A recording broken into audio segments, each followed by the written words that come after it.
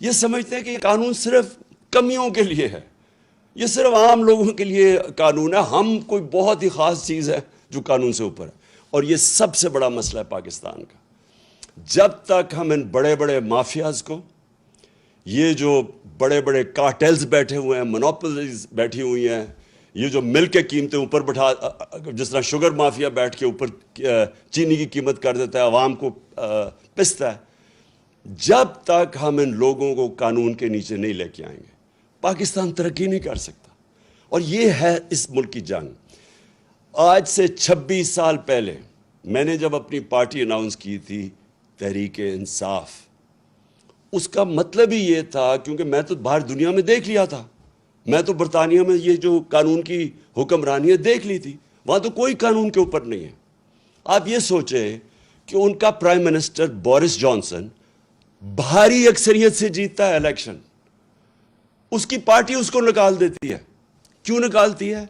صرف ایک چیز سے، انہوں نے کہا سب کے لیے قانون تھا کہ کرونا کے دوران آپ نے اکٹھے نہیں ہونا، تو آپ کیوں اکٹھے ہو گئے؟ اس چیز کے اوپر اس کو نکال دیتے ہیں۔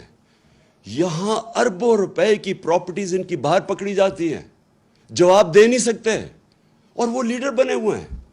اور اس کی دو وجوہات ہیں۔ سب سے پہلی کہ اس ملک کے اندر ہم نے آنے نہیں دی قانون کی حکمرانی۔ یا ملٹری ڈکٹیٹرز تھے، وہ ویسی قانون کے اوپر تھے، وہ ویسی قانون توڑ کے آتے تھے۔ پچھلے 62 سال میں آدھا وقت ملٹری ڈکٹیٹرز رہے ہیں اور آدھا وقت یہ دو خاندان رہے ہیں۔ اور یہ دو خاندان جب بھی ان کو کوشش کرتے ہیں، ان کے کرپشن کیسز، یہ سارا وقت یا تو ملک سے باہر بھاگ جاتے ہیں، اور یا پھر یہ سارا وقت یہ کہتے ہیں کہ جی آپ کی جرت کیسے پڑی کہ ہمیں قانون کے نیچے لانے کے لیے۔ اور جب تک یہ نہیں ہوگا میرے پاکستانیوں، جب تک ہم اپنے ملک میں انصاف قائم نہیں کر سکیں گے، جس ملک میں صرف غریب لوگ جیلوں میں جائیں اور طاقتور ڈاکو ایوانوں میں پھرے، پرائم منسٹر بن جائے، اتنے بڑے کیسز ہوں، جب تک ہم یہ نہیں کر سکیں گے، یہ ہے اصل جہاد اس ملک کی۔ تو میری کوئی کسی سے دشمنی نہیں ہے۔ مجھے یہ بڑا عجیب لگتا ہے کہ کہتے ہیں جی، مجھے کئی صحافی بھی کہتے ہیں عمران صاحب آپ ان سے کیوں نہیں بات چیت کرتے، آپ بات ہی نہیں کرتے۔ بات چیت سب سے کرتا ہے پولیٹیشن۔ طالبان ہیں، جو ٹی ٹی پی ہے، ان سے بھی بات کرنے کے لیے ہم تیار ہیں۔